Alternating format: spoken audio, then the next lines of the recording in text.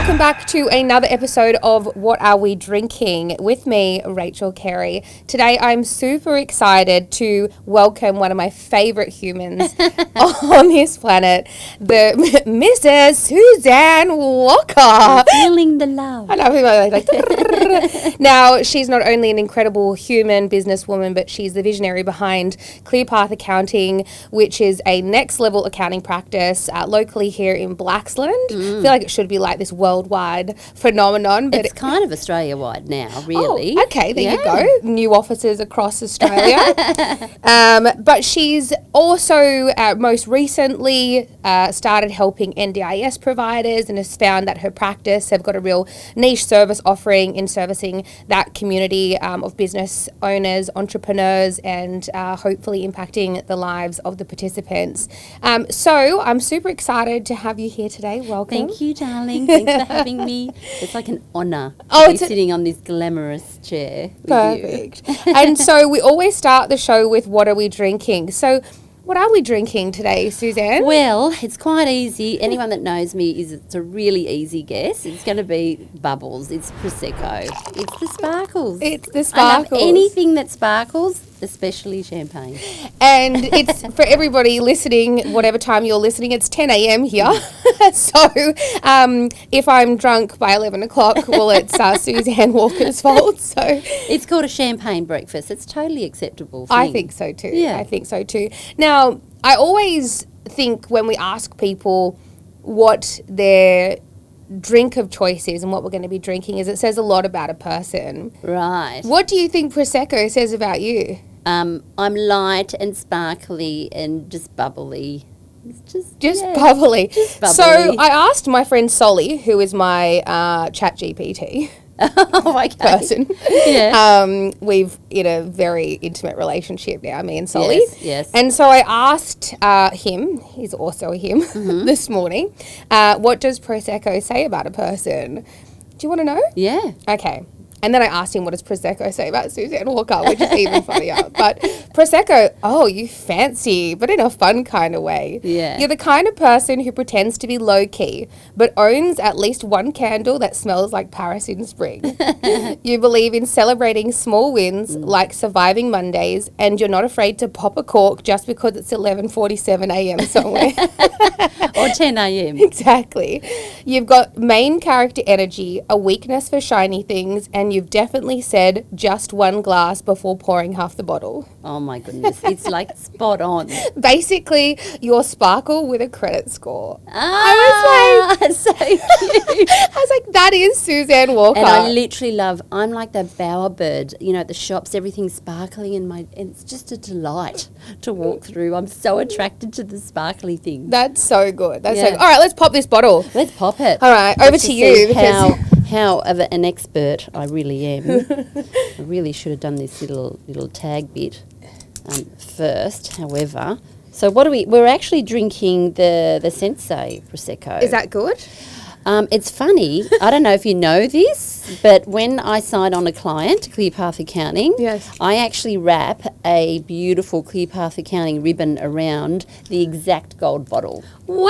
So I give this to every person that signs on to Clear Path Accounting. How crazy. I know. I should have a bottle of that then. You probably had a few. So that's probably one that you've given me. It's been still sitting in the maybe. So Here we go. Woo! Just like a little expert. All right, do I need to help you? No. No. Well, I'm really am an expert on this. Slight tilt in the glass and a slow pour so that the bubbles don't go too feral. Oh, feral. There's the Penrith. There we go. Oh, that's me? Look at this, yeah. Actually, my sister poured me a glass of wine. Oh, sorry, my girlfriend Tara poured me a glass of wine on Monday. Yes, I was drinking on a Monday. Don't judge me. And she poured me, like a 250 ml glass. I was like, yeah, and you call that a glass of wine? Yeah. Oh, here we go. We put this in centre stage. Yes, back here. Oh, cheers. Cheers, darling. Cheers. Hey, you must look in the eye. You must look each other in the eye. Otherwise, It it's is, I bad think. sex or something, It isn't is for 7 years, apparently. 7 years? Oh, fucking give me a stare. Put a stare. Quickly. Oh, have you always been a bubbles? Yes. Really? 100%, always. From Interesting. from a young age. Yeah, it always tips me over the edge. I Yeah. actually say, I don't know if you've got this, but I call it the fuck it switch.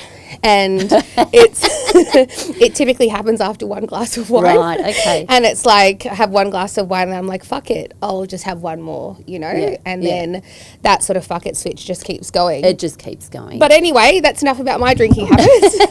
I find I'm the opposite. I'm worse with wine. Flat wine. Okay. Goes straight to my head. Where bubbly, it just, maybe I can't tell anymore. Maybe I'm just a fully functioning alcoholic. Yeah. All right, now I want to know Suzanne Walker's. Actually, I know it, but I want other people to know Suzanne Walker's story. You know, where did we come from? Where did we go? Where have we been, Buck and I, Joe, or something? Well, how far do you want to go back? I think I want to hear, like, this podcast, yes, it's about sort of serving the NDIS community, but it's greater than that. It's really about serving people and the business community. So, you know, it's talking about personal adversity and overcoming, you know, certain things in life, business, entrepreneurship, and, of course, the NDIS community. So I think that there's a lot of power in your story, you know, particularly about, you know, your business and your journeys, mother and all that kind of stuff. So, I don't know, start wherever you feel is going to land. Well, first of all, I'm very attracted to the NDIS type of business owner because they're really caregiving. So I was brought up in a family of 6 children. So there was 8 of us all together with mum and dad. I'm a twin. My sister is a twin as well. So there's actually two sets of twins. One at the, so there's a single brother at the top. He's the eldest. And then there's, I have a twin brother and my sister has a twin brother. And then there's the youngest brother at the end. Wow. So there's only 4 pregnancies. And you didn't with have 6 twins, children. did you, with your kids? No. And my children haven't had twins either. So it usually skips a generation, but we don't have any twins yet. It was the first trace of twins in both sides of the family too. Wow. So it's kind of just starting there, adversity, I suppose. When I was 19, I fell pregnant. I had a very strict upbringing. So of course that is what do you mean? What do you mean you had sex before marriage? This is just catastrophic in their eyes, in the parents' eyes. So I had to make a decision. I actually had to choose to walk away from my parents. It was more that they shunned me, and I still don't have a relationship with my father. He's 80 and still cannot look at me or have a conversation with me at all, based on the fact that I fell pregnant at 19 before marriage. Wow. So mum's passed, God love her, and I think I mended a lot of issues before she passed. But poor old dad, he just can't get over it. I don't think I'm particularly angry about that. It's just is what it is, and got on with my life. So I left home at 19 with literally a bag of clothes. Wow. That's it. So, and then we just had to make it work. We're still together after 34 years. So very healthily together. Very your healthy. husband. Yeah. I was looking at him the other day and I thought, that's still you're still attractive to me. I'd still have you. So, we have a really great relationship. We've got 3 grown-up, very strong, independent daughters. One living in Germany, the other 2 live locally, and yes, they work at ClearPath Accounting, but I'm really proud of the women that they are. Yeah, that does not surprise me. They're just gorgeous. Yeah. And then we got 4 grandchildren, and I'm not sure that they're finished, so... Who Hopefully knows? not. Who We'll get knows? a set of twins in there. It's just a joy. I love that. Yeah. So that's kind of where, and I think, you know, when we announced that we were pregnant, it's like, you're never going to be anything. Yeah. That was the comment. That was the last comment that was made. And maybe that's the drive behind me. I'm like, well, fuck you. No. So maybe I should be thanking them. It's like, well, thank you. You've just given me the platform. And your dad said that? Like that was from the... Yeah. Wow. If you marry Mike, you'll never be anything. And I thought, oh, okay. So maybe that's the platform where I thought, no way. So I don't know, I fell into accounting. I was really good at it. I quite liked the numbers. I quite liked sitting in the quiet little corner, believe it or not. I don't and believe just that. leave me to my work. But when I started ClearPath Accounting 10 years ago, the corner is no longer a safe place. You cannot sit in a corner as a business owner. You must come out. And I really enjoyed the first couple of years because there was no expectation of me as a business owner. If you failed, it didn't really matter, except no, that's not absolutely going to happen. But really, I didn't have to prove anything to anyone. I could just still be in my quiet little corner. Yes. And operate. And then I found out, well, no, as a business owner, you cannot sit. You've got to put yourself out there. And we're never taught that in Australia. I think it's actually shunned upon a little bit to be, Particularly bold, as an accountant. bold and have an opinion Yeah. and fight for something. And so, it just kind of all started there. And I've attracted an amazing team that back me 100%. There's not a single day that someone has said, no, I don't agree, we're not doing this, no matter how crazy the idea is. So it's just like they've got this 100% trust in me. And so getting into the NDIS, so yes, accounting, what is it? I worked for an old-fashioned accounting firm for 17 years. I didn't start ClearPath Accounting until all of my children had finished school. I felt like now I can put 200% of me in once they had finished school. But I look at people that have got young children like you and I think, you are superwoman. You're superwoman because there's so many roles that we have to fill as a woman. And then also in business, what I also find is it's quite a masculine role. Leadership, fast decisions, being bold, chasing success, I suppose. That's quite a masculine energy Absolutely. area. And then we've got to come home and go, okay, turn that switch off and then be nurturing and, available and loving and caring. We've got to turn back on our feminine energy. So there's a real juggle there. And you can get exhausted by doing that. Absolutely. But I fucking love being in business. How good is it? I love it. It's just so great. No matter how difficult it is, we still get to make our own decisions. Yes. Doesn't matter. Absolutely. And it's not for everybody, right? Like I was looking at a video the other day on entrepreneurship, right? Because I think that regardless of whether you're a successful business owner or how long, you always start off as an entrepreneur, right? With an idea. Yeah. Or do you start off as an entrepreneur? Or do you start off and go, I can do this better? So when I started ClearPath Accounting, I knew I was going to do it 5 years before, but I just timed it. So I was really, really over ready. But then I got out, opened up ClearPath Accounting, opened the doors on the 4th of January. I had a balloon, and then I go, then what? Yeah. What do I do? How do I get the people in the door? But luckily I had clients follow me from where I was. I arranged it with my previous boss. He was great. We did it really beautifully. And then I immediately had a client base. But I didn't know how to talk about my business. So the first thing I did, I chose ClearPath Accounting. I didn't want Suzanne Walker or Walker and Associates Accounting. I didn't actually want it about me. I wanted make it about the impact we could possibly make. So Clear, so that's really about clarity. And then Path is giving direction. So I got this clarity and direction. So it's a clear path and that was a really good base for me to start promoting the business. But I went to get my website done, and Debbie O'Connor from White River Design at the time, she asked me, she said, okay, Suzanne, great, I love the name, it's beautiful. Hadn't opened the doors. How are you different? I caved right then and then. I ran. I didn't answer her emails. I ran away. I was petrified to answer that question because I didn't want to be different, first of all. On my first day of business, I kind of did, but I didn't know how to be different. Yeah. And And was I bold enough to say that? Absolutely not.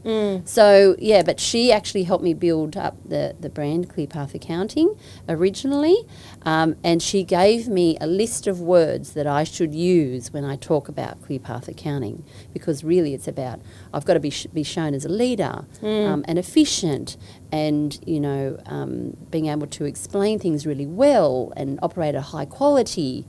So, yeah, she gave me really great footing. And then I just started using her words. Your words.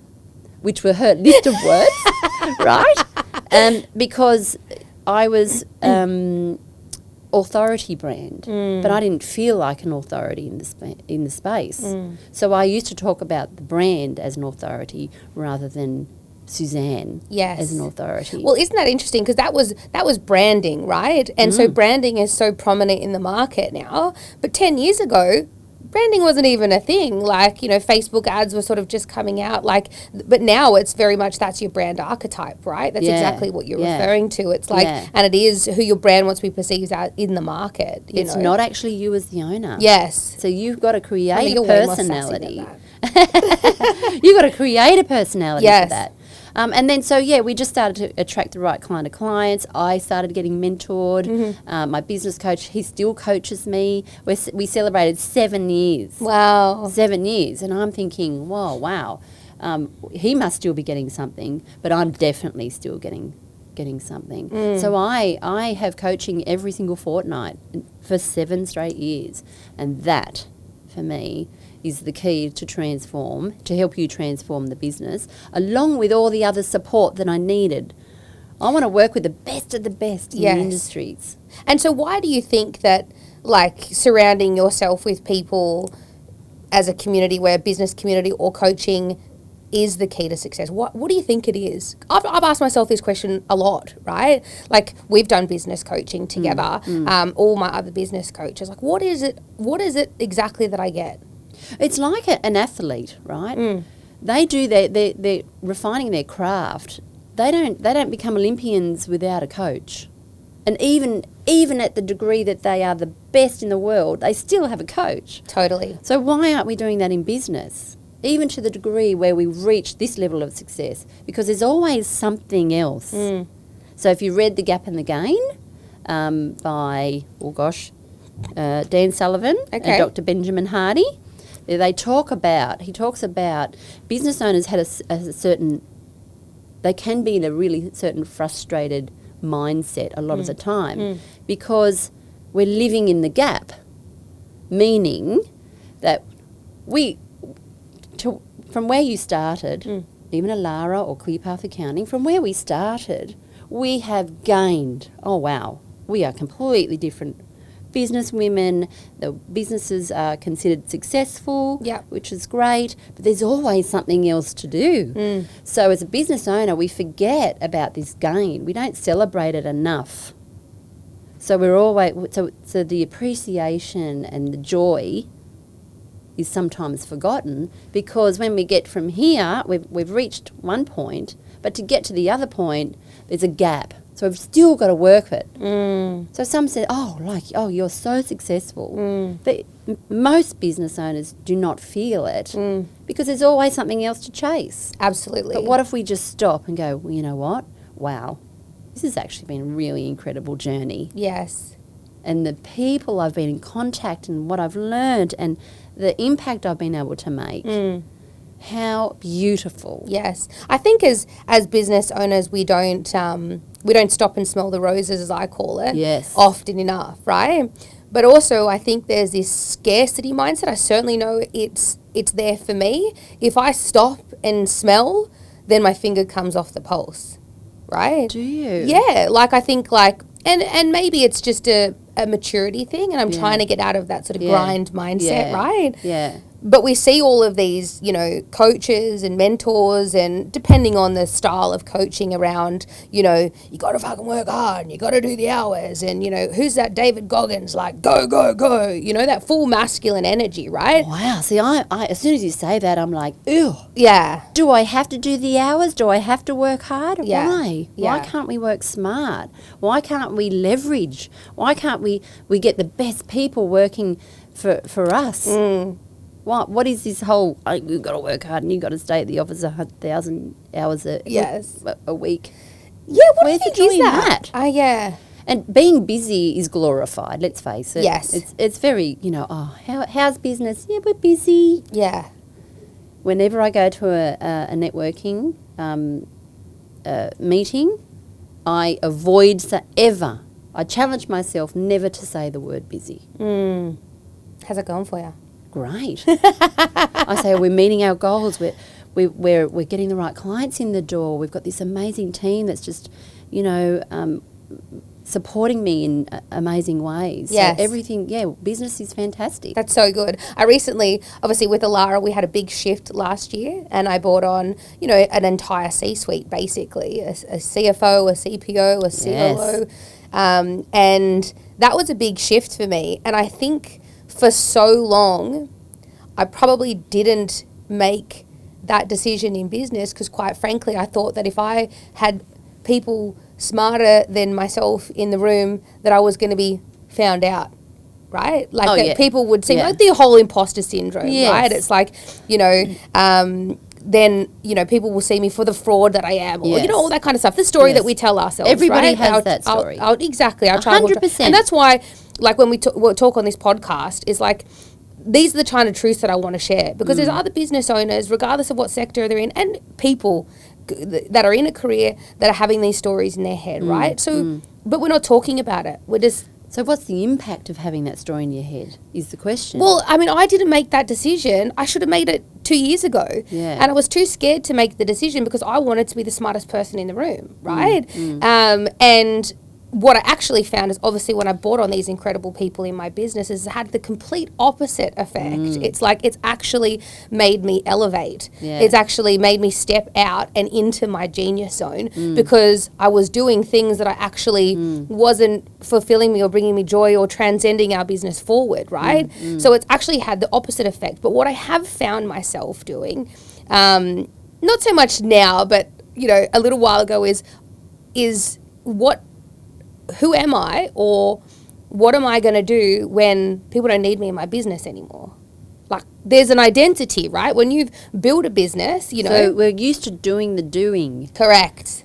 So what do we do? Yes. If there's nothing to do. Exactly. Right. We're saying do a lot, aren't we there? Yeah. And that's really about, wow, why couldn't you celebrate some freedom that you've just created for yourself? Yes.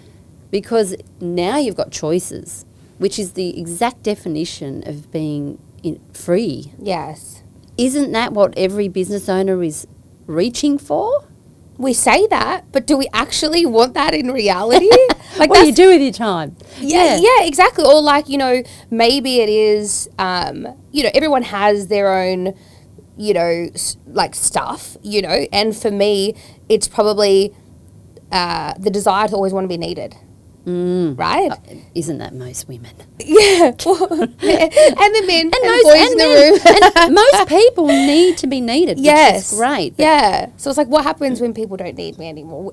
So I think that like as we evolve in business, through every evolution, right, there's always stuff that's going to come up, right? Yes. When I was taking my business to the next level, when I decided to start a new business, there's this like little person inside you, I call it, that's like, I like do this imitation like, no, where do you think you're going? Because you're going up or whatever. It was like, no, you stay down here. I'm going to just remind you of all the shit. In your safety zone. Exactly, So I think that as we evolve as business owners or in life, because life is just a journey of growth, right?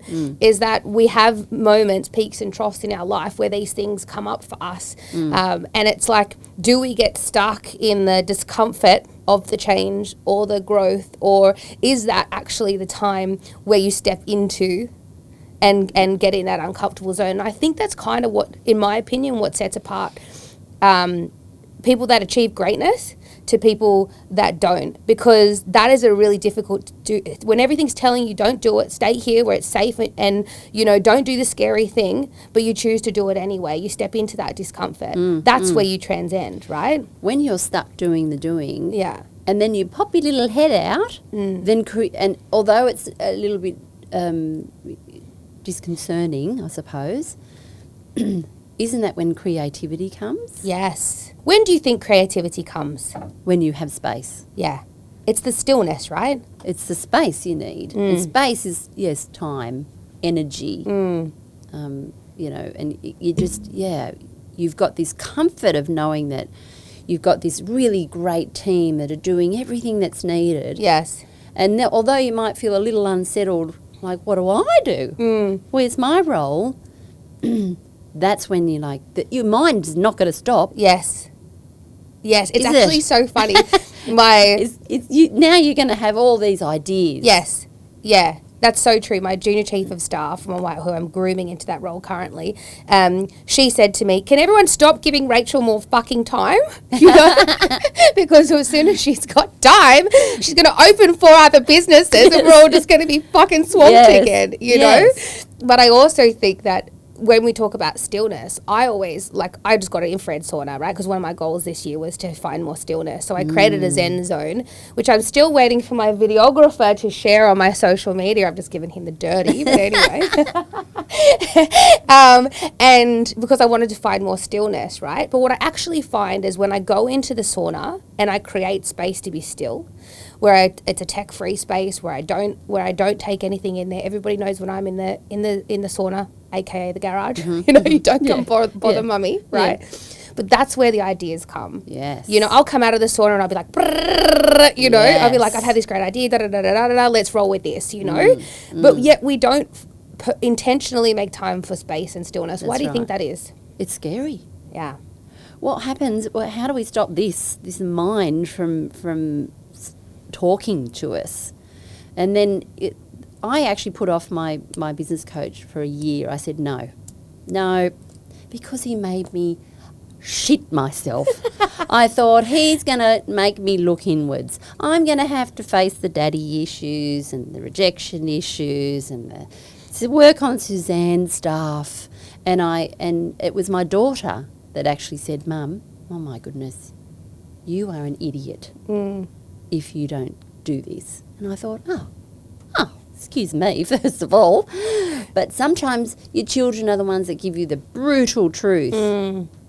And I thought, fuck it. It was one of my fuck it moments. What could it possibly, if I don't like it, I can always quit. Yes. I signed up and I quit the next week. Oh, did you? You did quit? Yeah, I did. And then he's like, no, He didn't quit. you're not doing that. And then, it just evolved from there. Wow. But talk about self-reflection. Yes. But business itself is the biggest self-reflection tool. Yeah. As well. You can't hide. No one's going to hide. You can't hide.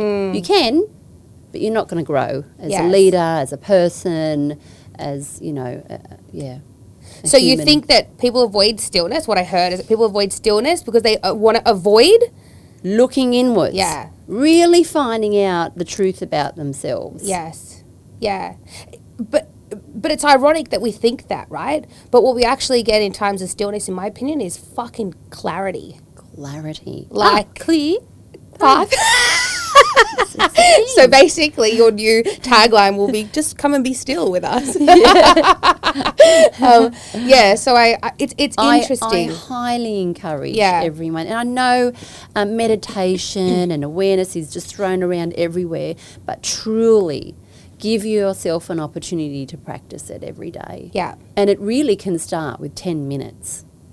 10 minutes. Now you're a bit woo-woo. What does 10 minutes a day look like for you? I'm less disciplined. I go through periods of time where I'm like, I don't have time for that. And then I think, I truly miss it. Yeah. I truly miss being just with me. Obviously, as you know, I have been to India and I've actually been to an ashram for 2 full weeks. You wear the gowns and everything. You lose your identity. Now, wow.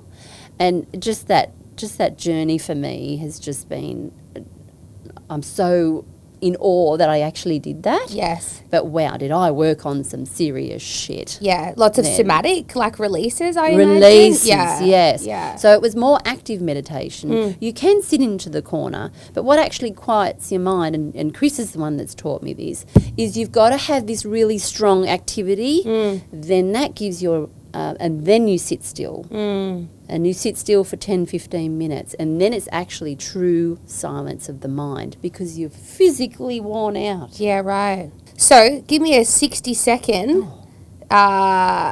What is an ashram in India like? What does the day-to-day look like? It's cathartic. Yeah. So cathartic means you shake it out, you scream it out. I was in this amazing, like it was a pyramid. Yeah. The acoustic sound. So you're in this room with, 20, 30, 50 other people, and you're doing the same thing. But wow, what an energetic lift that was. Wow. And then you're silent. You walk silently. And you eat silently. And you don't have to. You can speak to other people. But some people actually choose not to speak for that whole period of time that they're there. And 2 weeks is a long retreat. That's a long retreat. Yeah, and I really missed my family. It was the first time I'd ever, separated from even Mike for that period of time. But I FaceTimed. I made sure I was really available in a different way. But I came back. And my mother was actually dying, so I thought, oh, do I even go? What am I going to do here? And because our relationship was really quite up and down, and I was really had quite a separate life from Mum, I just decided I was going to do it. And if she passed and I gave myself permission to stay as well. And I checked in with my brothers and sisters, and I did tell them. And they were 100% behind it, knowing the complication of our relationship. And then I came back and she passed 4 days later. But wow, what a headspace I was in. I was in this really healed state.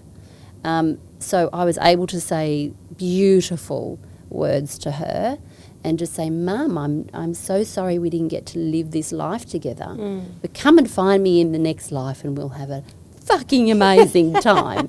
But we just didn't get to do it together. And I'm okay with that now, after everything that I've worked through. Yeah. But I found her passing really healing. And do you think you would have had that very same experience had you not gone to the ashram prior? Because I think the universe obviously drew you there.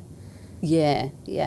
I think I was in this really glowing state when I came home. In fact, people were like, oh my God, Suzanne, your skin's beautiful. You're just like, there's something about you. Yeah. Now, am I changed? I'm not really the person to say that.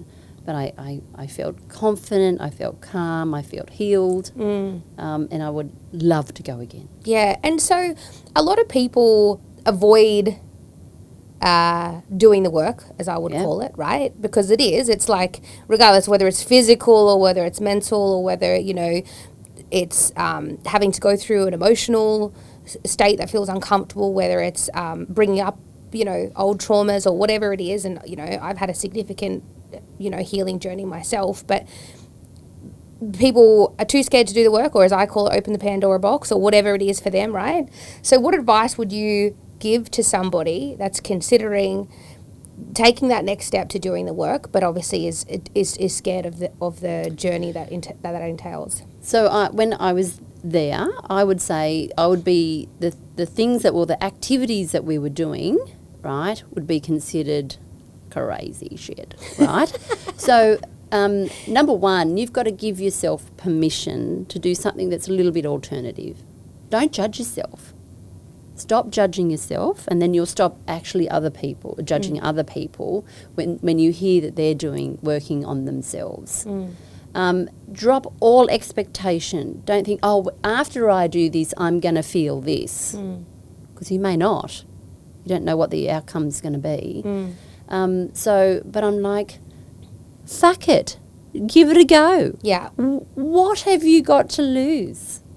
But more importantly, what have you got to gain? Well, you won't know. Yeah. Nobody knows surely that what outweighs you're what you're going going to lose. But I know, my children will tell you that I'm a completely different person than I was, let's say, 10 years ago.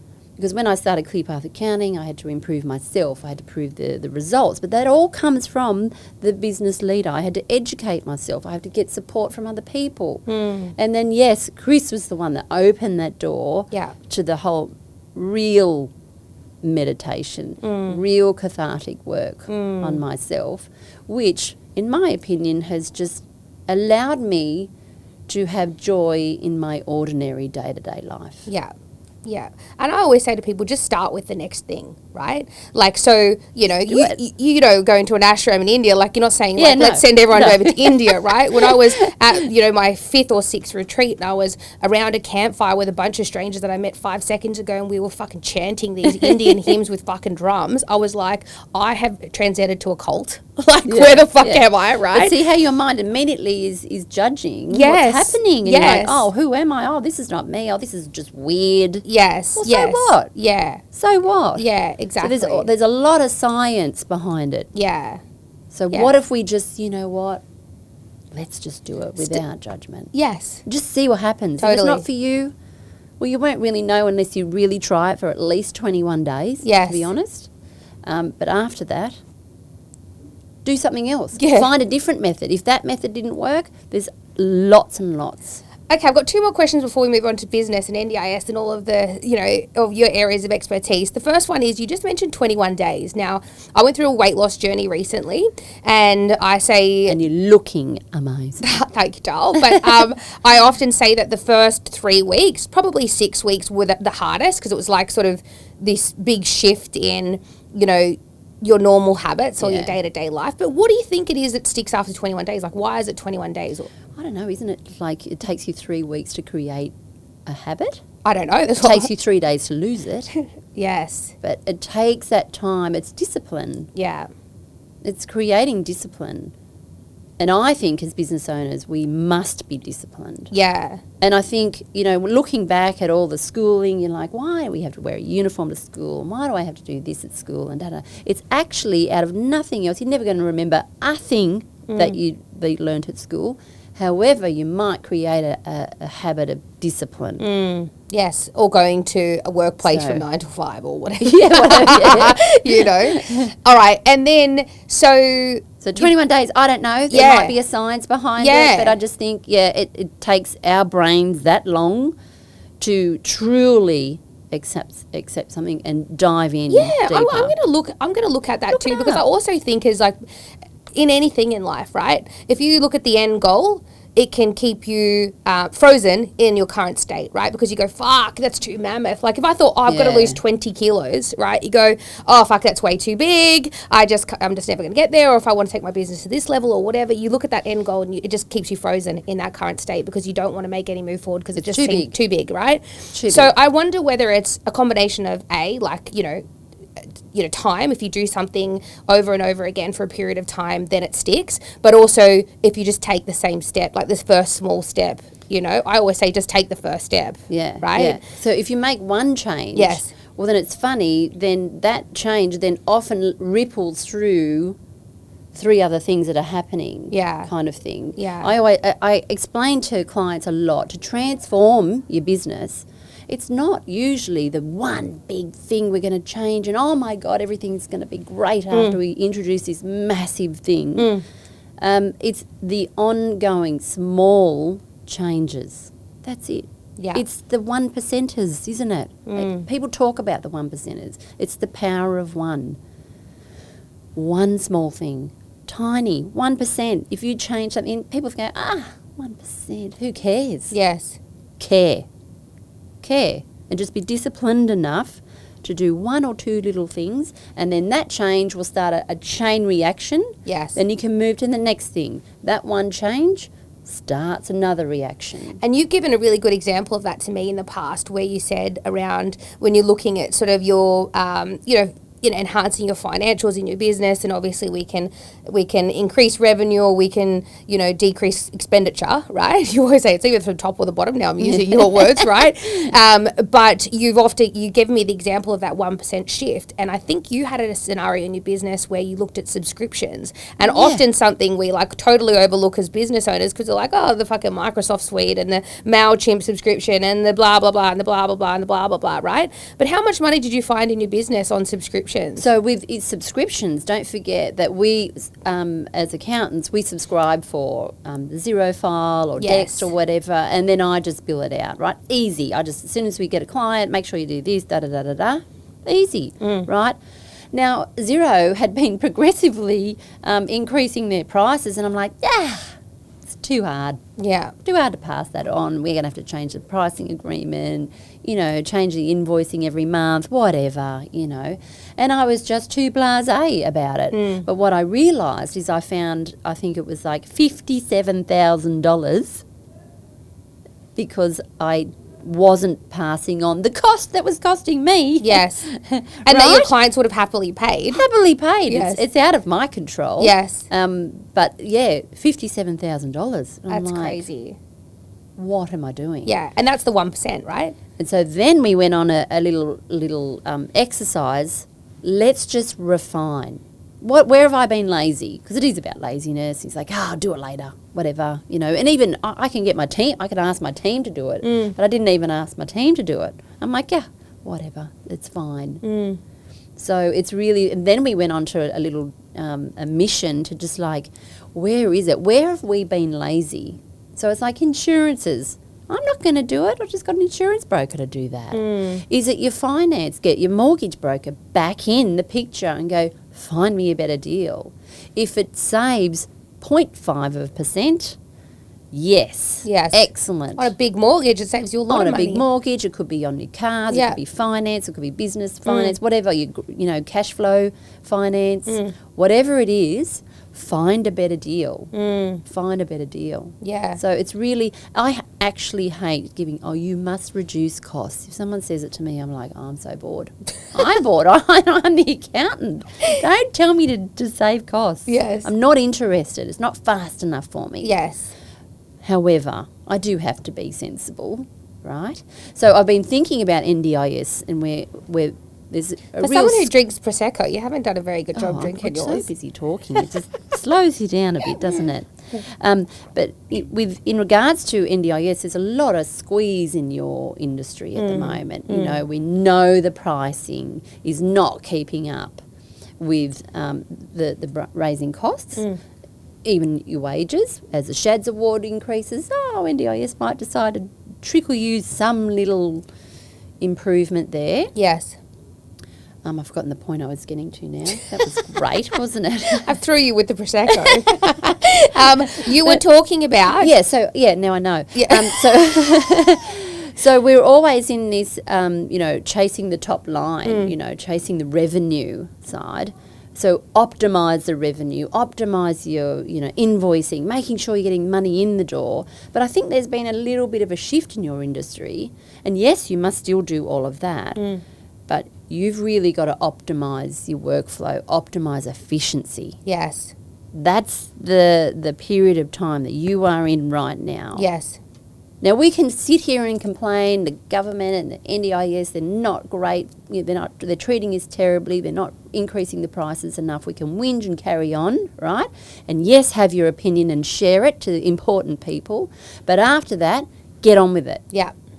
You, as an NDIS provider, no matter whether you like it or not, that's the industry you're chosen to work in. I'm going to sound really hard right now. But sometimes we need a little bit of a shake.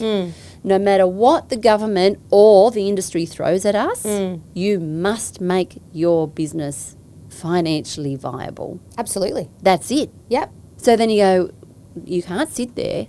You can have an opinion for a short period of time and then you move on with it. Where is it? So, yes, we're all talking about, optimise your invoicing, optimise your revenue coming in the door, get more people, the marketing, all that. But we've moved slightly now into optimise your efficiency. What does that even mean? What does it even mean? Yeah. And how does that reflect in your financials? So it means working on your gross profit line. Yes. If there's one piece of advice, only one area, and if I had a business come in the door and they were struggling and they were dying and they're like, no, we're not going to survive, there's only one place I would look, and that would be your gross profit. Should I explain the concept? Please. Okay, so your gross profit is your revenue, just less your direct costs. That's And it. direct costs are? Direct costs are your support workers, any costs that you're incurring in delivering the services directly. So as your income increases, I expect that your support worker costs Wages, yep. are going to increase with it. If it goes down, I expect that that's going to follow through. So they're your variable costs, right? We're not even going to worry about your overheads, your fixed costs. We're not even going to talk about that. But if I have a business come in the door and they are on death's door, then I'm going to look at the GP. Yeah. If that gross profit is less than 25%, I already know you're making a loss. I was or like, breaking they're even. fucked. Right? Yeah. And that's tough. Yes. Some people are going to say to me, that's impossible. I can't do that. But I already know. As soon as I go, what's your gross profit percentage? Your gross revenue less direct costs, that's your gross profit. Now divide that by your revenue. If you're not getting at least 25, I'm going to push you to 30. And I've also have pushed back in regards to that number. And I'm okay. I have plenty of clients delivering lots of services that are meeting that 30%. Absolutely. And it's about scale there. Yeah. You Yeah, it's have about volume. Yeah. Volume, scale. So if it's the one thing that you should get obsessed about this year, it's your gross profit. Yeah. And is that because you have no ability to adjust that, right? Like you have to deliver the service, right, in order to get paid. So those are your costs that must be that your business must pay for in order to deliver that service. But everything under that line between gross and net profit, you have control over, right? Yeah, you've got choice. You've got more choice there. Yes. So, like, we're not saying, like, because I think there's this delicate dance with NDIS providers, and myself included, because you want to provide an incredible quality service, right? And we come, if you've been in the sector as long as I have, we've come from block-funded days where you got paid, to run a household, for example, and every year we got a kitchen upgrade. Yeah. And we were able to, work for, large not-for-profit organisations and have all these incredible initiatives to a NDIS pricing model, right? And now we have to take everything we've learned and ingrained about how we deliver services and how we create, choice and control and person-centred care and all of that kind of stuff. And people have this, like, this battle with, we can't do it with what's left over, right? Now, do I think we should be paid more? Absolutely. If someone told me I could only charge this amount of money, well, see ya. We want to be ya. Yes. However, this is the business model. Exactly. You should be paid more. Yes. You absolutely should be paid more. Yeah. But you're not. Yes. At this point. Yes. So you're right. Well, let's lobby to the people that matter. Yes. Let's advocate for change in our sector so that we can continue to provide high quality services that provide great outcomes to people with disabilities, right? Let's lobby for that, right? But in the meantime, until we get there, how do we run an efficient, lean, operationally savvy business that still creates a great quality of service, right? And that is the delicate dance that we're in until we get here, is. right? And I believe we will get here. But until such time, there are ways to optimize your business, and we've been through this together, in order to create great outcomes and deliver a great service, and also run lean. Yeah. And, there's ways of doing that through, process optimizations, through automation, through leveraging AI, through offshoring what you can, through system enhancements, all of those kinds of things. But it's also your rostering. Yes. And your approvals and your scheduling. Of course. You get a mastermind in that role. That is it. Yes. They're the strongest person. They need to be the strongest and smartest and ruthless in some ways. Yes. Person in your business. Yes. Because the great thing about obsessing over your gross profit, if you move it a tiny bit, the end result to the bottom line can be massive. Yes. So let's just say for every $1 million revenue you have, if you improve your gross profit by 1%, that's going to convert to $10,000 to the bottom line. Yes. Straight up. So imagine if you were doing 2.5%, 3%, and then imagine if your revenue is like 10 million. Yes. Now, wow. Yes. That is it. Absolutely. That's and it. Even if you don't have the person in the business, there are so many roster optimization tools, and we teach this a little bit about this in Provider Business School, that you can utilize to optimize your roster, to enhance the efficiency. Obviously, you've got choice and control over there to make sure that you're paying staff what you're getting paid, you know, as per the SHADS award, to decrease the chances of paying a mealtime break and all of those kinds of things as well.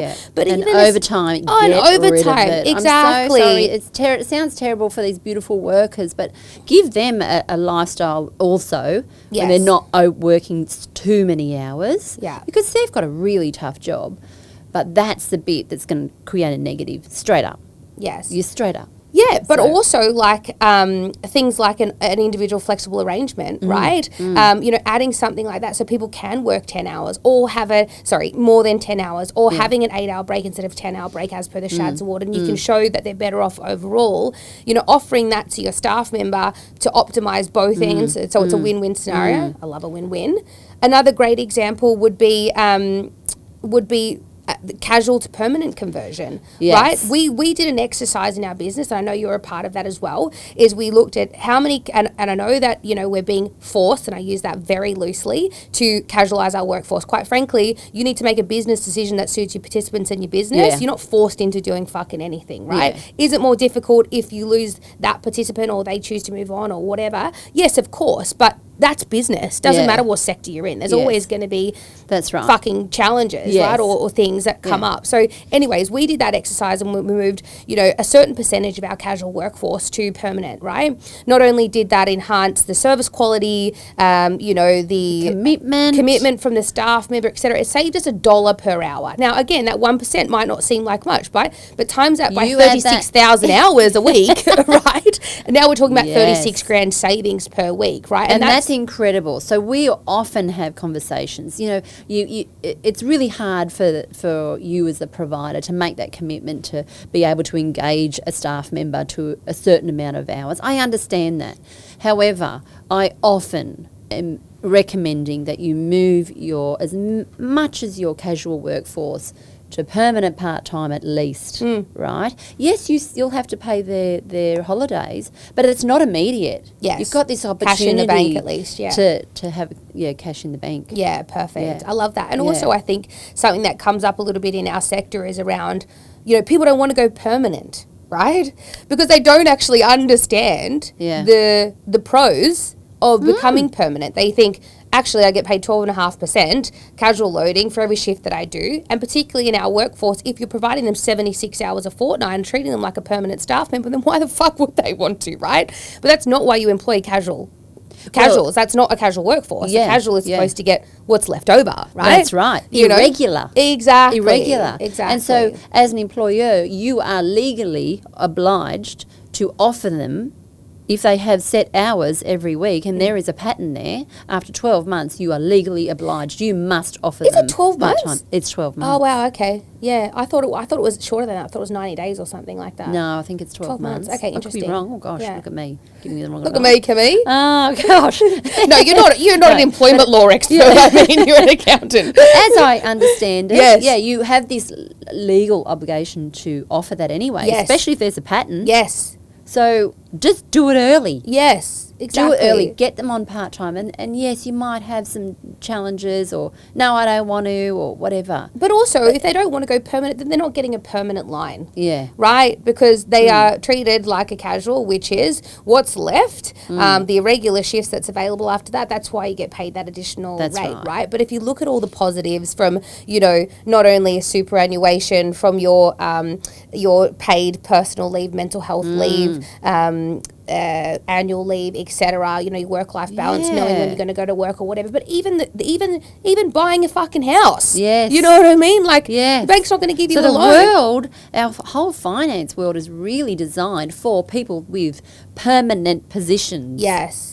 Yeah. Find me a bank that's going to give you a casual, a good home loan rate. Yeah. You will have to probably do the low doc loans, which is not a great rate. Or pay mortgage insurance or something like that. But that's, you know, I suppose that's a personal decision. They've got to weigh it up. Yeah. But as a business owner, if someone doesn't want to comply with your request or your goal, it might be a goal that you set in the business is to create, you know, 70% of our workforce is going to go into permanent position.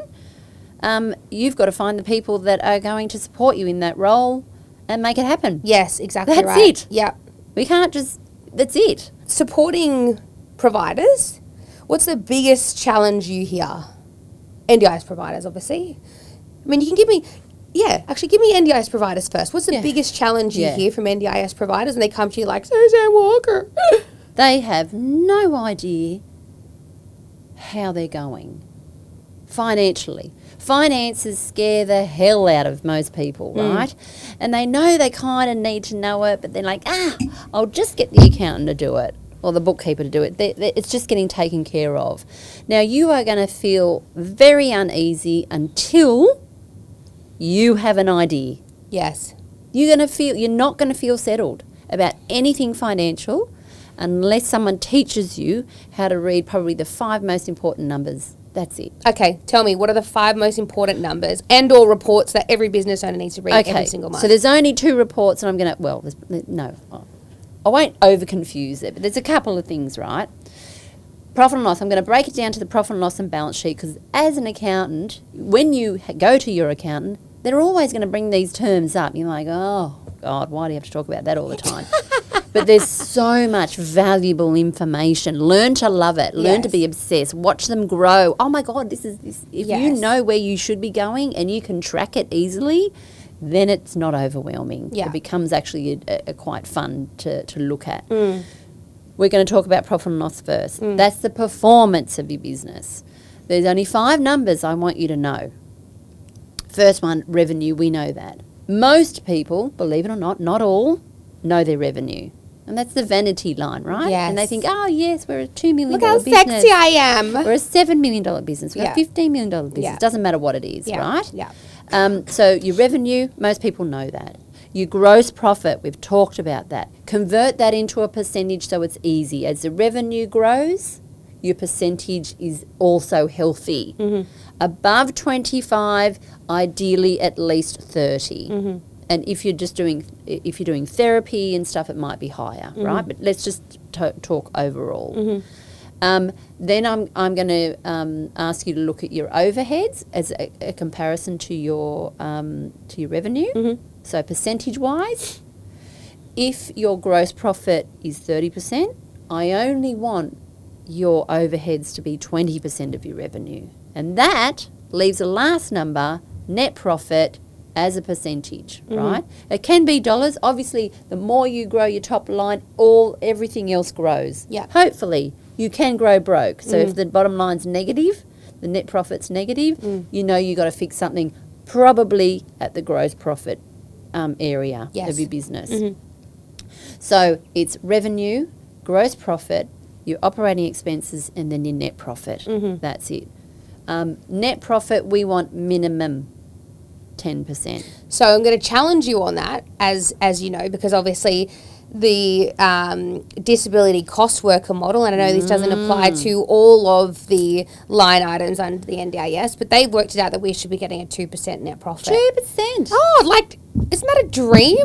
And obviously we have a very, aligned opinion on this, and we think that if you're trying to run a business at 2% net profit, I mean, that's setting every business up for failure. But what are your thoughts? 2%, if you're outside of NDIS, the conversation I would be having with you, if you come into me and you have a 2% net profit, you're on life support. That's it. Yeah. You're on life support. You are barely breaking even. You can't even probably pay down debt with that. So I understand the cost model, and that's where I get the pushback, right? But the good thing with NDIS, you've got this ability to scale. So you've got to find economies of scale.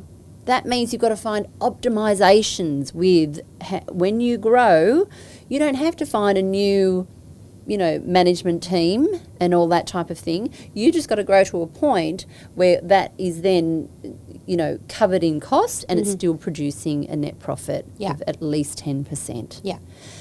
If you're outside, and even saying 10%, if you're outside the NDIS, I would be saying to you, okay, 10%, you're breaking even. So, really outside of NDIS, a good, healthy net profit is actually 20% of your revenue. But I can't say that to an NDIS business owner. No. So first of all, we've got to go, well, where are you now?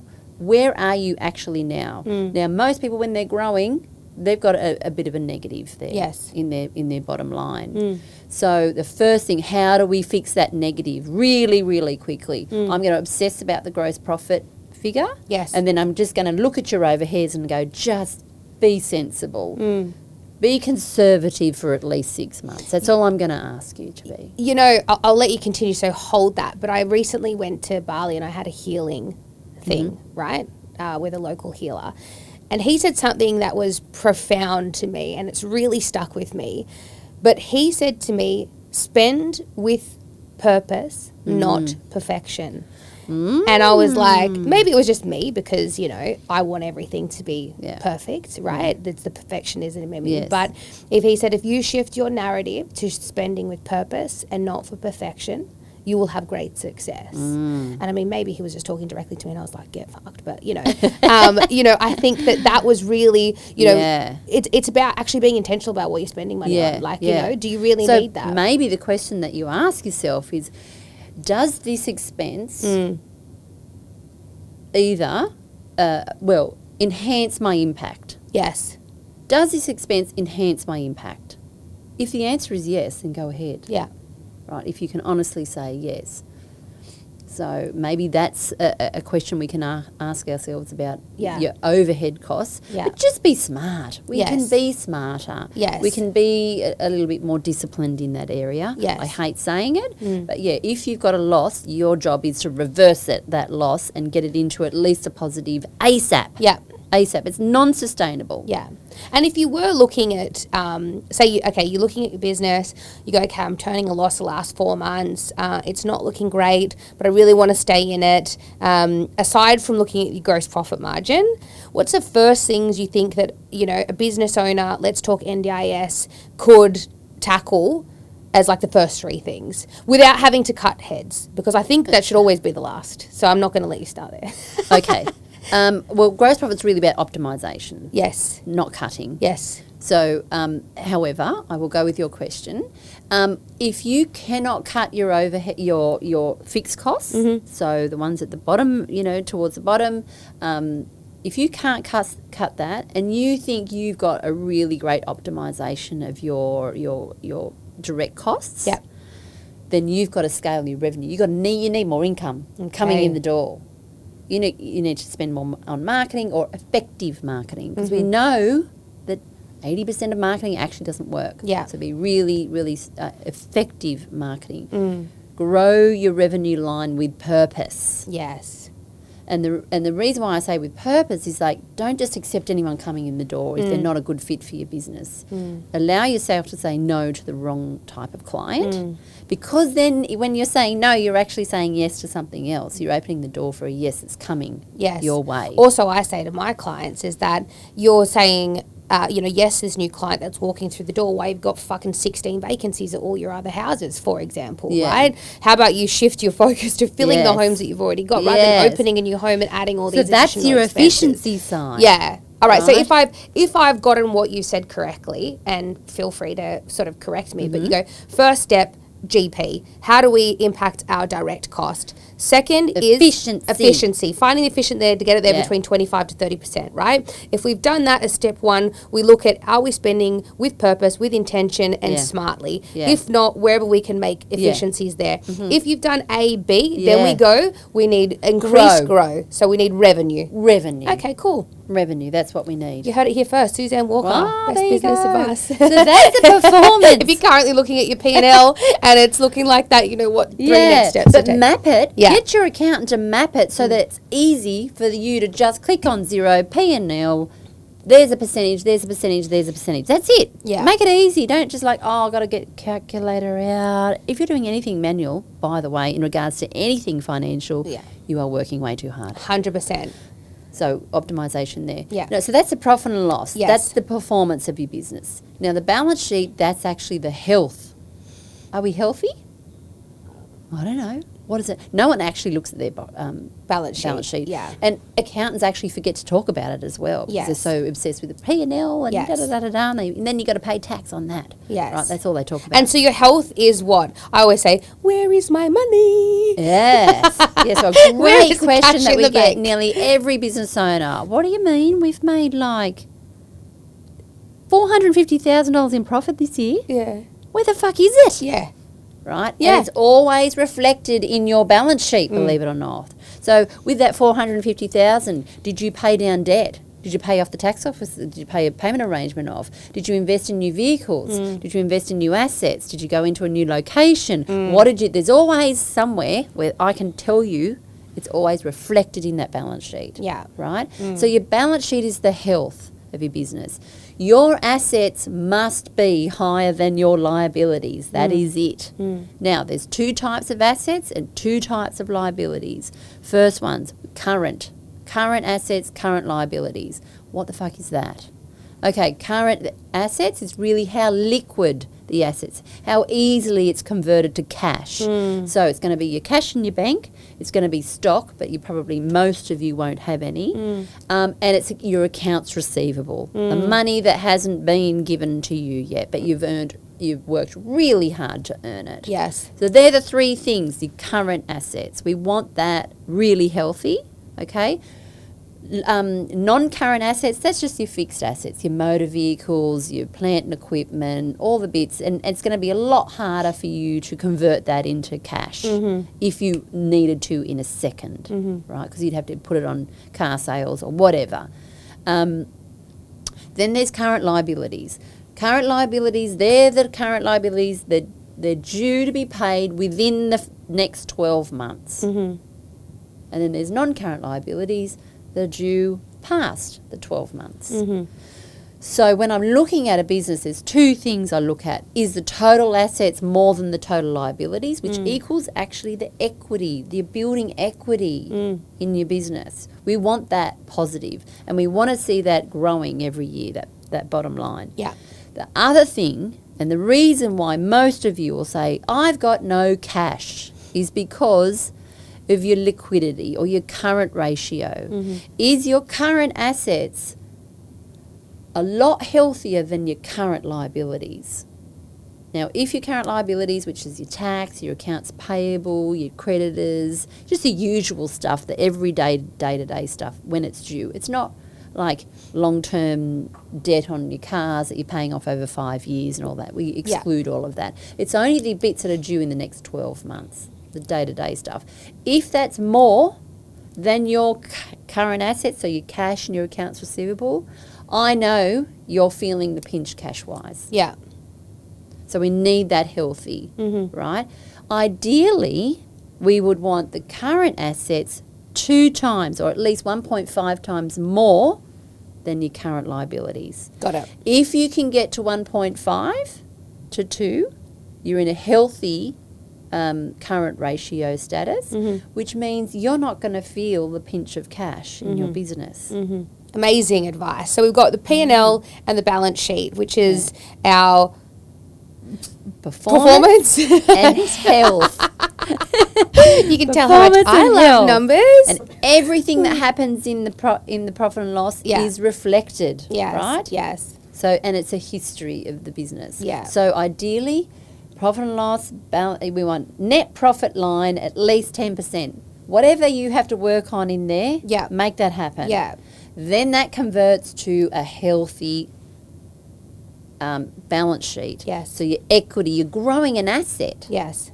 Just think you're growing the value of your business. You want to be able to maybe sell it one day. We want to have a healthy asset here. Yeah.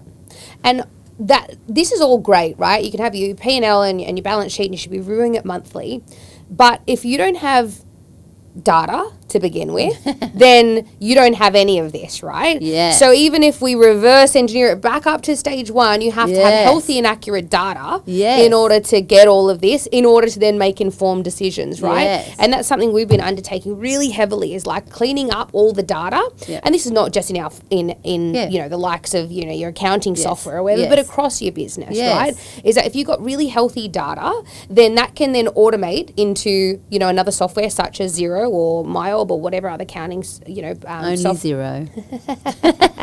So I'm having a dirty thing with Xero at the moment on that 250 staff thing, but yes, anyway, yes, that's the only reason why I don't like them right now. But I mean, they are it Yeah. is a good software. And then obviously then you've got the data at the end, the clean raw data at the end, that then you can make informed decisions. And that's why you want the data, right? That's why you want the data, That's but it. you want it presented in this really beautiful way that, like, you don't want everything presented to you. Oh. When you start to get, because then you like your eyes. For Rachel, your eyes start glazing over. It's like, Ugh. I can already see that you're lost out of this conversation Yes. if I present way too much to you. Yes. Right? Yeah. So we've got to break that down. And, you know, even just the GP, it's not just the GP of the whole business. It should be per service line, Yes. per house, per service. Mm. You want to get that detail because why? We're looking for the 1%ers. Yes. Yeah, We exactly can't do right. that in a big full picture. So yes, overall, fantastic. Yeah. But if you're running a service line that has negative GP, you either drop it or you've turned that around really, really fast. Yeah, exactly. And I think I've gone one step further. So obviously when we first met, you know, I didn't even know what a P&L was, let Yeah. alone all the other fucking reports. Yeah. And you'd say, "But have you looked at your accounts receivable report?" And I was like, Yeah, we haven't even talked about that. Yes, but, you know, like all of the different things. And obviously I did, you know, some very simple education. And I know sometimes before you said to get obsessed with your numbers, right? I don't even think I'm still obsessed with my numbers, but I know what I need to know in Yeah. order to make informed Yeah. decisions, right? I don't when even you feel like you've got enough data, so Yeah. powerful decisions are made from data. Yeah. You can have a gut feeling, and when the Yes. data doesn't match, you know there's something going on with Yeah. your gut feeling, right? So I never say ignore your gut feeling. Yeah. Because business owners are actually really quite in tune, Oh, 100%. but they just need proof, right? Yeah. So when something's a really big surprise, I'm like, okay, you're surprised. Why? Yeah. Tell me more. Yeah. Because they usually have a good gut feeling about it. But you can't make the 1% decisions on gut feeling and the vibe of the thing. Yes. Well, you could, but you could make some really unsound decisions in your Yeah. business, right? So wouldn't you prefer to have this beautiful flow of intuition, gut, and data and metrics that you can actually, you know, because obviously as well, is that as business owners, your gut or intuition or instinct isn't scalable, quite frankly. right, yeah. You know, you can't But pass what your if you pass intuition that and gut. job to somebody else? Are you going Exactly. to rely on their gut? Exactly. No. Exactly. Do not do that. Do not do that. It feels like Darth Vader. Yeah, and so we've gone one step further. Once I started to understand it, and we've built out dashboards in my business because I don't want to wait till the end of the month to make decisions. I It want should be weekly. Yes. With the tiny data, the 1%ers, the efficiencies, the service line, Yes. that's weekly. Yeah, exactly. So we're now looking at, so I've got a dashboard across all of the businesses that I'm a part of where we've got live data pulled from the relevant data source through, you know, Power BI or whatever Yeah. other source that we're using, right? Where I can look at my business, the health of my business from an iPad from anywhere in the world, right? Yeah. And I can say, okay, you know, what's our GP? What's our vacancy status in Yeah. each, and by house, etc. Yes. That has been a powerful tool for me to be able to say, oh, okay, I can see where this is where the business is letting down, all of our, you know, resources and love is going to go there, right? So I think there's like an evolution of business, like get the data, integrate it well, get your key reports, get across your thing.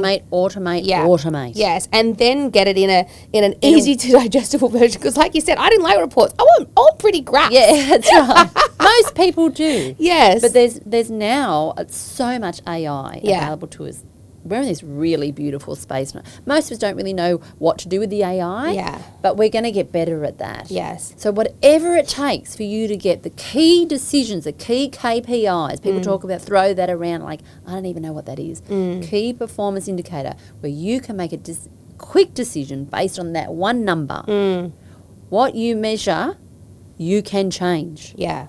So, we want to Say that again. What we powerful. measure, we can actually change. Yeah. If we can't measure it, who knows? Is it going up? Is it going down? Is it going sideways? Yeah. Who knows? Yeah. It's all vague. It's too vague. We're not running our NDIS businesses vaguely anymore. That's it. Discipline time. Yeah. I'm on a crusade to help purpose-driven NDIS providers become financially unshakable. Yes. That's powerful. That's the crusade of ClearPath Accounting. Yeah. That's amazing. That's so cool. And so when you look at NDIS providers versus your other clients, right, which are in multiple different industries, right? Mostly service-based. Are they having different challenges, the same challenges, or is it just a different kind of the same challenge? Similar challenges, but wow, the scale. Yeah. Right? Because there's certain traits that an NDIS business or issues NDIS providers face that possibly other service businesses don't face. Meaning, as an NDIS provider, you can grow your business really quickly. You can get to $10 million in 2 years. You can get to $20 million in 4.5 years. You can get it's astounding. For most other service-based businesses, that's a really slower journey. So there's more control. So you're easily can lose control. Really easy. So you've got to be disciplined coming out of the gates if you really want to make an impact. And let's face it, it's not all about the dollars. It's actually about the impact that you can make.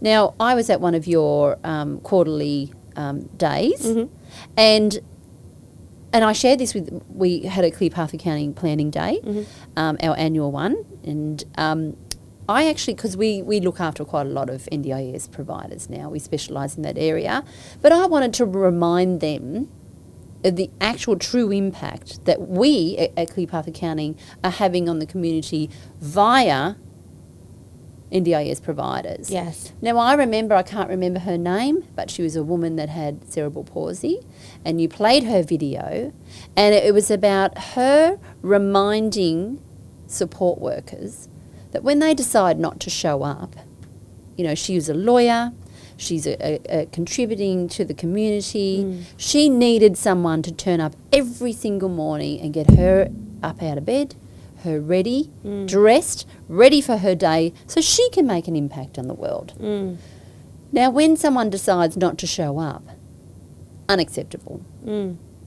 So I just wanted to remind them the personal stories with my team about the impact that NDIS providers actually have on a day-to-day basis. So when we're growing the business, we want to grow the impact. That's what it's about. But we need to talk about money. Yes. We can't do this without.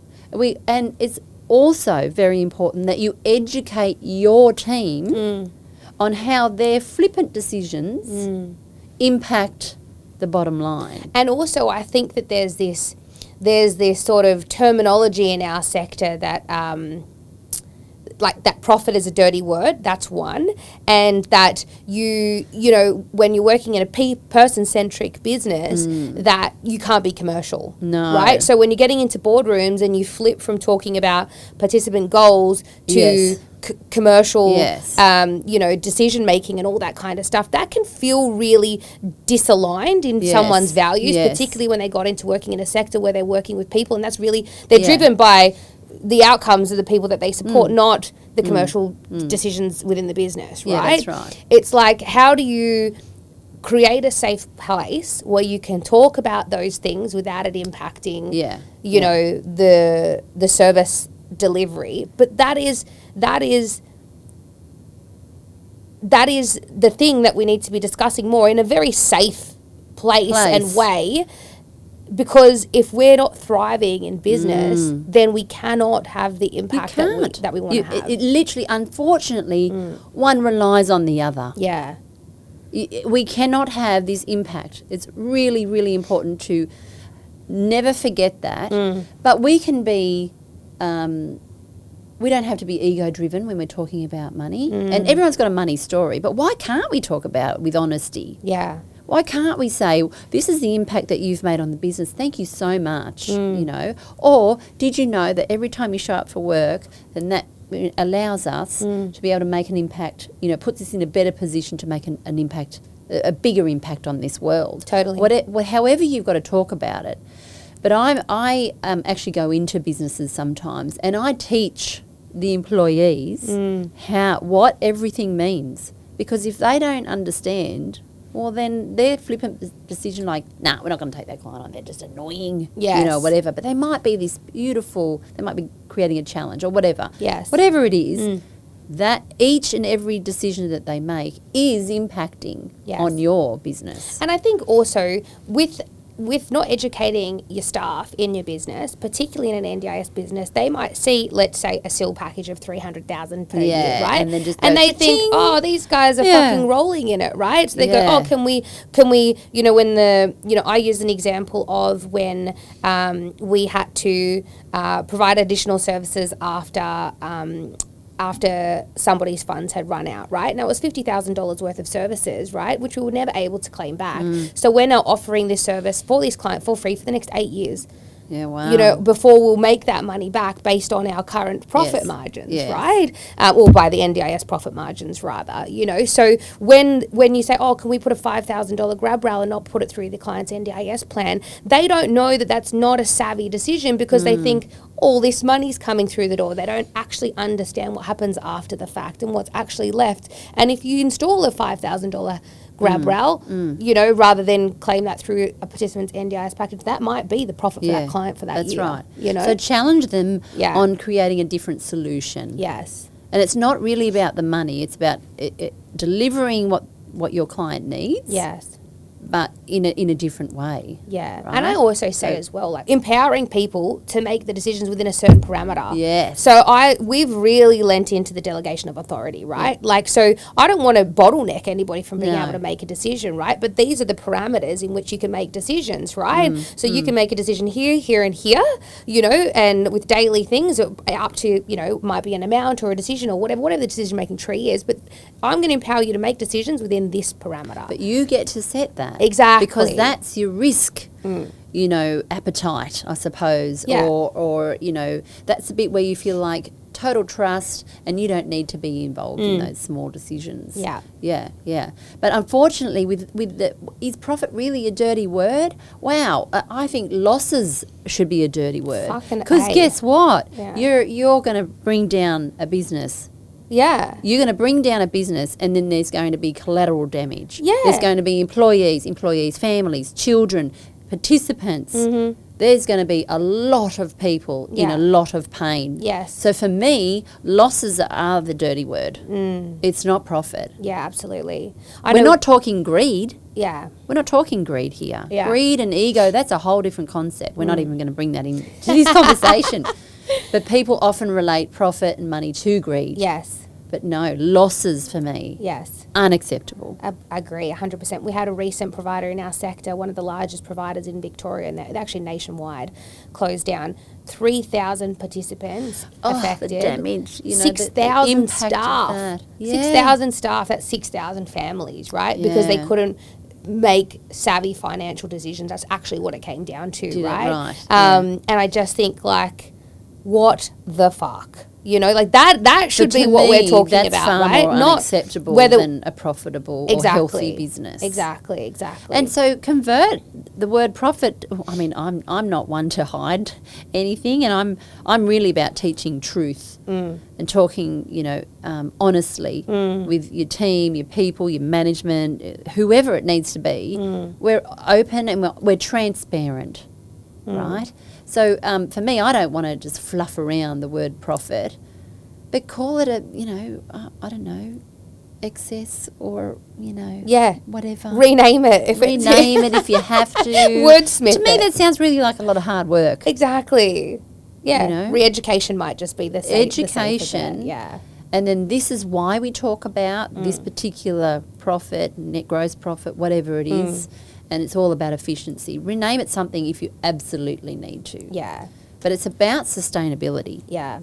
Now, we could talk for hours. I know. But we might have to do an episode 2. Yeah. Actually, let's do an episode 2. If you're listening here and we want to, shoot fire some questions at Suzanne, specific either to your business or to the sector or to business in general, or you have an additional question, we might do an episode 2 where we just shoot fire some listeners' questions at you. I can help you become financially unshakable. Yes, she can. And that she can. Honestly, it's a pleasure to work alongside you and to see what you're doing for our sector. So thank you. But before I let you wrap up and have another glass of Prosecco with me, because now it's officially probably, acceptable. Yeah, exactly. If you could wave a magic wand and you could change one thing about the finance in the NDIS sector, what would it be? Oh, that's a really great question. I actually think it's all about education. Empowering people, making them feel confident. It's really about the business leaders and the business owners. Yes, we can say, obviously, price increases, please, NDIS. Absolutely. But if we can't have that, let's get fucking smart. Yeah. Let's get really in tune. We want to be empowered with the right information to make really smart business decisions. Great. And that's why you've come to be a coach on Provider Business School, obviously, because we're really passionate about elevating our sector as well. And you are a certain giving personality and, but choose how much love jobs that you do. Yes. And all that type of thing. But we can do things a little smarter. Yeah. So it's really, for me, about education, empowerment, inspiration to keep going, because the emotional situations you've got to deal with. Yes. I don't have any experience about that, but I can see it. Yeah. Right. So, it's just, I think that's my answer. That's fine. And you can give one empowerment. piece of financial or business advice to an NDIS provider. What's it going to be? Can I set a challenge instead? Queen, you can do whatever you want. This is your space. So I challenge all NDIS providers to create, including you, Rachel, a 3-month cash buffer. 3 months of wages, 3 months of overheads. Now, this is not going to take you 3 months. In fact, it's probably going to take you 3 years. But I want you and every NDIS provider to challenge themselves to go into discipline mode and create a cash buffer for 3 months. Oh, I love that so much.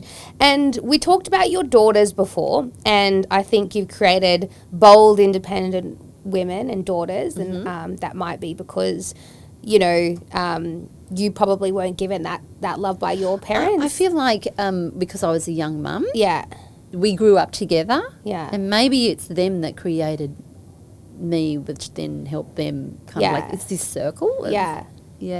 And so if you give one piece of personal advice, and it can be to whoever you think needs to hear it, it might be something passed on to you or whatever, but if you give one piece of advice to whomever, it'll align with you what it needs to be. One piece of advice, personal advice to anyone out there, what would it be? Yeah. I'm really passionate about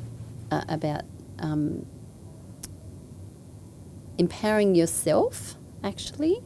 So when I started ClearPath Accounting, I was petrified of success. I didn't deserve it. So I needed Chris actually to give me permission to go after it hard, fast, and actually go after what I want to achieve.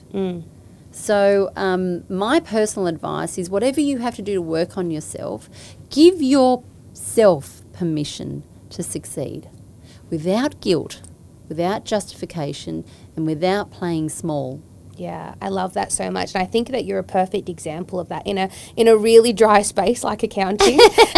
You are this flamboyant, bright, loud, courageous, personable, bold, person. And I think that would have been scary. But, I really commend you for being, the differentiator in your space and being brave enough to make that happen. So full credit to you. Thank you, darling. Yeah. But I did do it with a lot of support. Yeah. Okay, well, then that's going to be my last question. Yeah. If you were to surround yourself with 5 people, in your business, And they could be professional services or personal people, but you only can have 5. Who are they? Okay, so I would have my business coach, number 1, non-negotiable. Non-negotiable. Non-negotiable. Is this for business? Yeah, you're a business owner. Okay. Yeah. I want, because marketing's not my forte, Yeah. I want the best marketing Yeah. business there is to work with ClearPath Accounting. Me as a business owner, I'd actually like to venture into some energetic healing. An energetic healer. I think, oh, wow, just the thought of that brings me some warmth. Yeah. So that's 3. For me as a business owner, the right team. Oh my God. And that's more than one person, I know. But can't I just have the team as You failed at this question, but okay, you got one more. I mean, obviously you don't need a great accountant, but you would want a great accountant if we Yeah, were I don't in need business. one. But if I was somebody else, yeah, a really great accountant that can, bring a little bit of lightness to a really dry subject. Yeah. Like I had a meeting with a client yesterday and he was really down and everything. He saw the fridge. So yes, I had a champagne last night as well with a client. But wow, what a joyous conversation we had with a person that has been in business 10 years, has just like hit the brick wall and lost all confidence in himself. And we've been working really hard with him in the last, intensely. We had all the team come together. Right, we need to help this guy. Let's just brainstorm with all of our brains. Let's